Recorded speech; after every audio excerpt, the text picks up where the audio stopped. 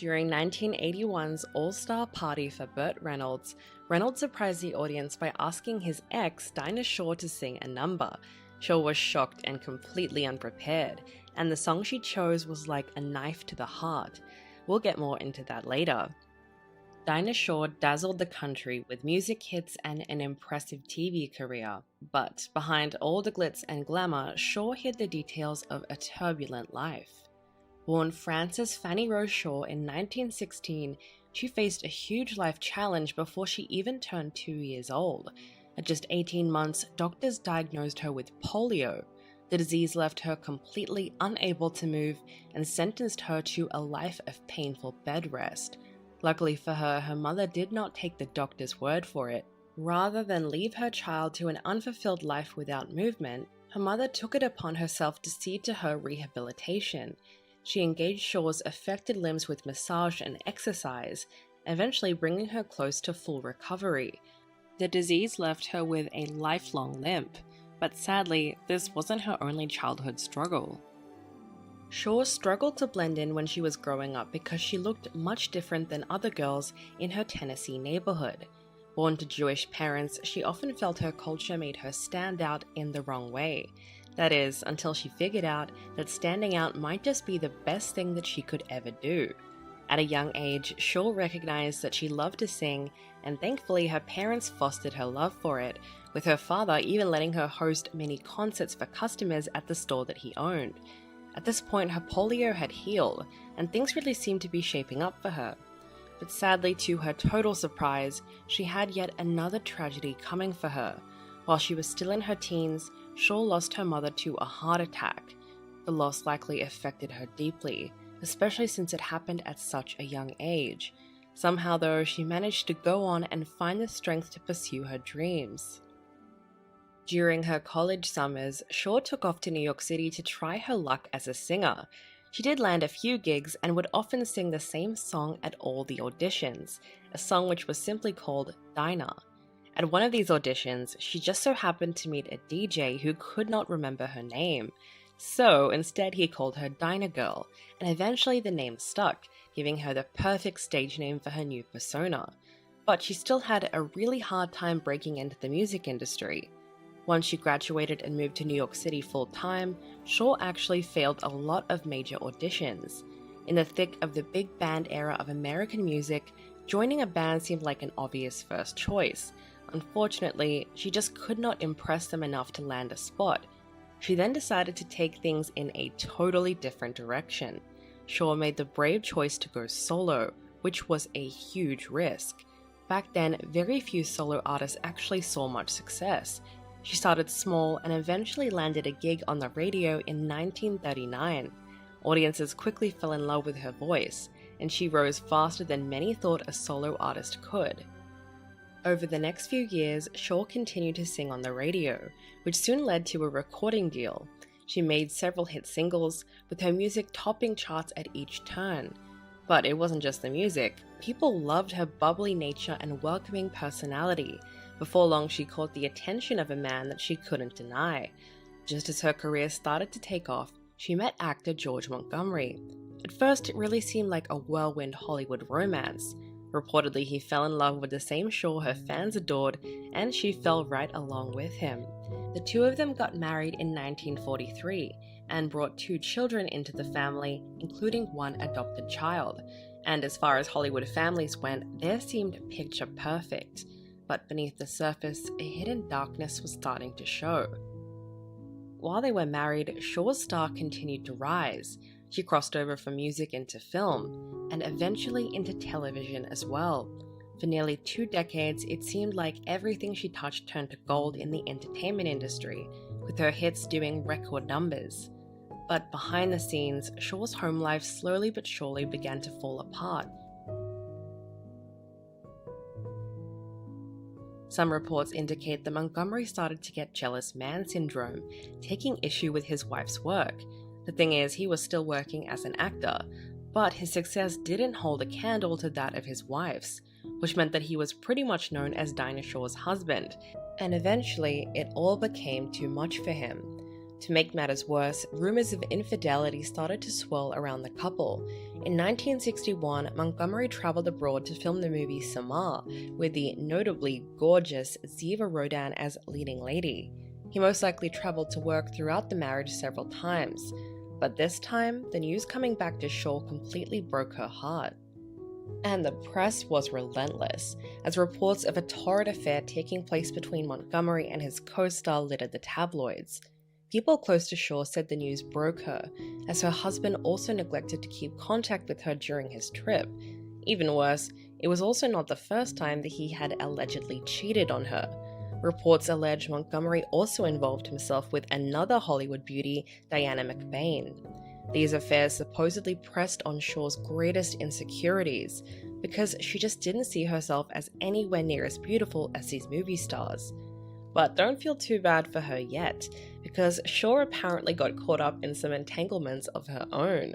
Although she's never confirmed it, some reports claim that she engaged in a long-time affair with another famous singer, Frank Sinatra. They allegedly did so in the 1950s, halfway into her marriage. At least one memoir on Sinatra affirms this, and with the way of Hollywood, it's not hard to imagine that Montgomery heard about it too. Either way, the end of their marriage seemed imminent. When they finally divorced in 1962, Montgomery and Shore came out with their own explanation. They insisted their demanding jobs just made them grow apart. This is definitely possible as it is that they made up that story to hide something more salacious. Unfortunately for Shore, her marriage didn't end up being all she lost that year. Among all the stress of the end of her marriage, Capitol Records dropped her from their label. To be fair, her success in the music industry had started to wane over time, but it still must have been an unexpected blow to her career. Although you might say this was her rock bottom, it was just the stepping stone she needed to disappear from Hollywood for a while and refocus on herself. Not long after finalizing her divorce in 1962, it seemed like she found love again. Shore married a tennis player named Maurice F. Smith less than a year after leaving Montgomery. Now, there is such a thing as quick romance, but to go from a divorce to a second marriage in about a year definitely seems a bit drastic. Shore probably came to regret the speed with which she married Smith, judging by the things she claimed about him later on. For one thing, she reported that her new husband could be very controlling, so much so that she couldn't make an independent decision. Worse than that, she claimed that he severely mistreated her. Thankfully, our girl didn't put up with it for too long. Less than a year after the wedding, she divorced her second husband. At this point, she might have sworn off all men, because for the next few years, Shore focused her attention on her children and nothing else. It was only in 1970, with her children much more grown up, that she finally felt ready to return to entertainment full time. And when she did, she came back with a vengeance. Shore returned to television screens and bounced back into popularity by starring in her own variety show, Dinah's Place. The audiences loved her and her unique interactions with celebrities. Rather than hosting sit-down interviews, she encouraged her guests to teach her and the audience their hidden skills. Once again, her star rose with no sign of stopping. Then came the one episode that changed her life forever. In 1970, Shore welcomed actor Burt Reynolds to an episode on her show. Though still technically at the beginning of his career, Reynolds already boasted several successful television and film roles. More than that though, he held a strong spot amongst Hollywood's hottest male heartthrobs. But one look at Shore totally decimated him. His instant attraction to her probably shocked him.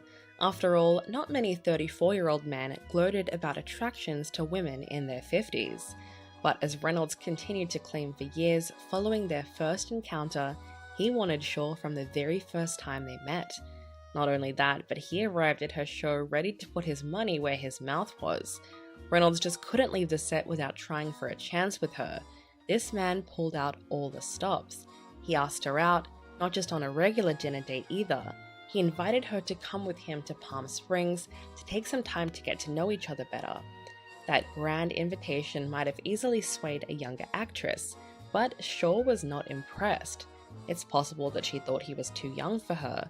She might have been flattered, but decided it wasn't a good idea for whatever reason, so she politely turned him down. But shortly after their first meeting, they bumped into each other again.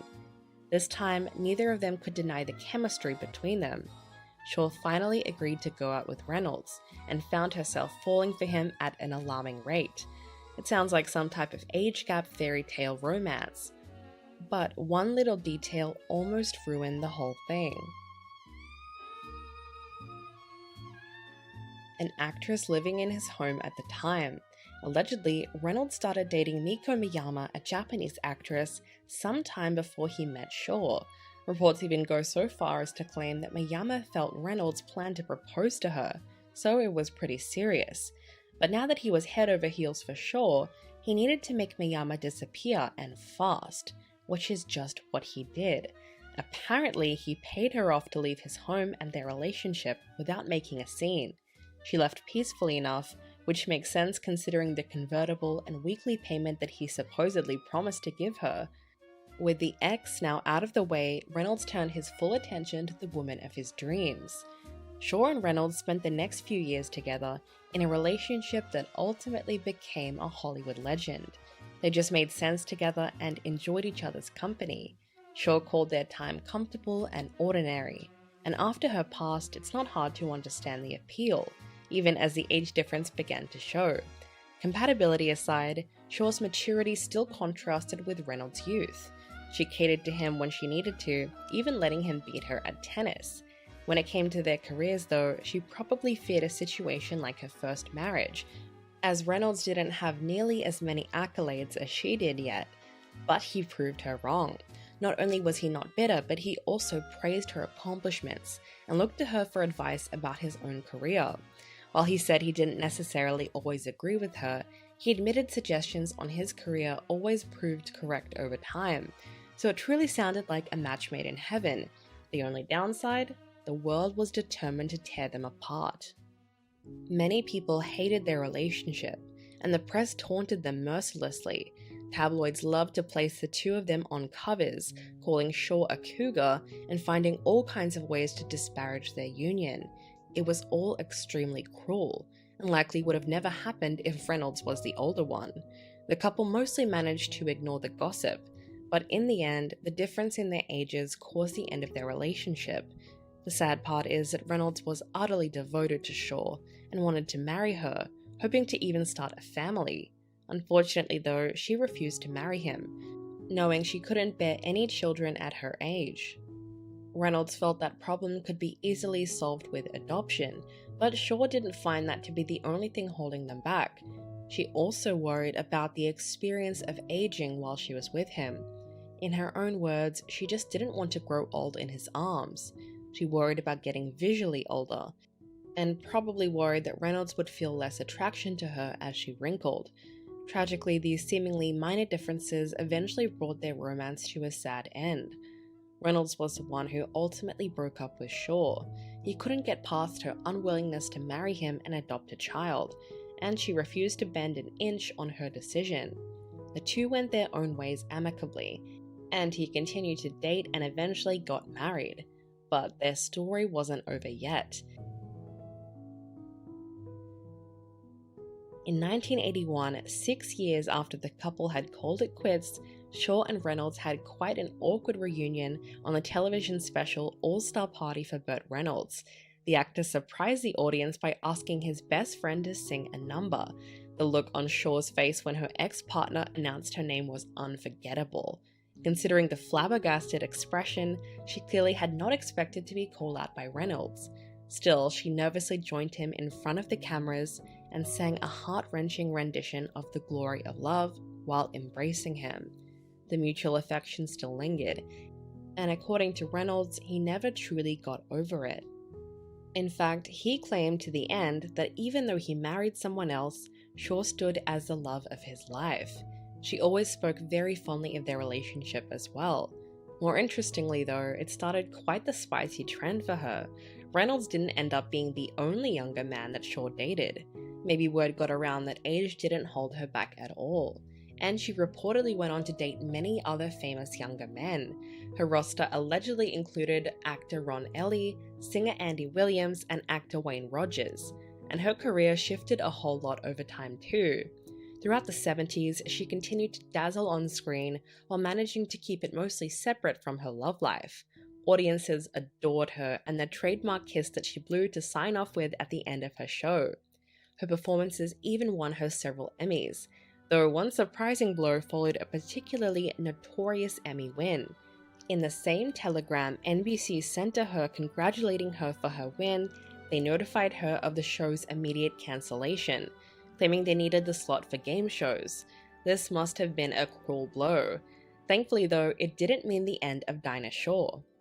She came back swinging with the show Dinah shortly after. Even though it marked a bit of a restart, she managed to bring in excellent numbers, competing with seasoned talk show hosts like Merv Griffin. Her show ran for several more years and boasted several notable guests, including one famous guest who made a point of speaking to her first. Shore lived through several notable moments in American history, including the controversial presidency of Ronald Reagan. When the Reagans left the White House in 1989, multiple reporters likely vied for the chance to speak to them, but it was Shore who landed the very first interview with the First Lady, which just goes to show you how respected she actually was. And besides that, entertainment wasn't the only place where she shined. While she enjoyed playing tennis, she also excelled in a sport that women didn't involve themselves too much with in her time: golf. It started with a request for her to host a tournament, and ended up cemented in sport history. After hosting that tournament in 1971 in Beverly Hills, California, Shore became an avid player of the sport, using her influence to encourage other women to play as well. Her influence did so much that the country club named the tournament after her. This is even more impressive when you realize that she shouldn't have been allowed there in the first place. Even before the tournament, she became the very first woman granted membership at the Hillcrest Country Club. Her wealth and popularity likely played a huge role in this move, but she still didn't take it for granted. She made a point of encouraging other women athletes and members to be permitted at the club. And as she grew older, Shore found even more ways to be great. She gave money to multiple causes, including charities for cancer research and children's health. She also established the Dinah Shore Foundation, which continues to serve charities. With her personality, talent, and heart for others, Shore continued to amass accolades to the very end. Though Shore left her Tennessee hometown for California in her youth, she always maintained her southern charm and personality. Because of that, they named a street in her honor Dinah Shore Boulevard. She also won several spots of honor, including a star on the Palm Springs Walk of Stars and a spot in the Television Hall of Fame. Shore contributed to America's entertainment for over 40 years. She was the perfect transitional figure for women in changing times. She was independent, intelligent, self-confident, and accomplished, while at the same time, she projected an image of warmth and femininity. She matured nicely on television, which proved to older women that aging was not a curse or a disease. By 1980, at the age of 65, Shore decided to go off the air and take it a little easier. It was only a few years later that she still decided that she had one more show left in her, and that show was A Conversation with Dinah, which ran on the cable network TNN from 1989 until 1992. The half-hour series consisted of one-on-one interviews with the likes of Reynolds, Sinatra, Hope, and former First Lady Nancy Reagan. In 1993, doctors diagnosed Shore with ovarian cancer. She sadly succumbed to the disease the very next year, just days before her 78th birthday. Her family cremated her, spreading her ashes among family members and burying the rest at 2 memorial cemeteries. Fans were extremely upset by her passing, as she was such a beloved figure by the end of her life. With a career that spanned over 6 decades, Shore left an incredible mark on the entertainment industry and became one of America's most loved celebrities. Her influential career and timeless music continue to inspire and empower women, making her a trailblazer in the industry. Today, her legacy continues both through her music and through the many female talk show hosts that walked through the doors that she opened. More than that, the love story of Shore and Reynolds continues to resonate with fans and serves as a reminder of the complexities of love in the public eye.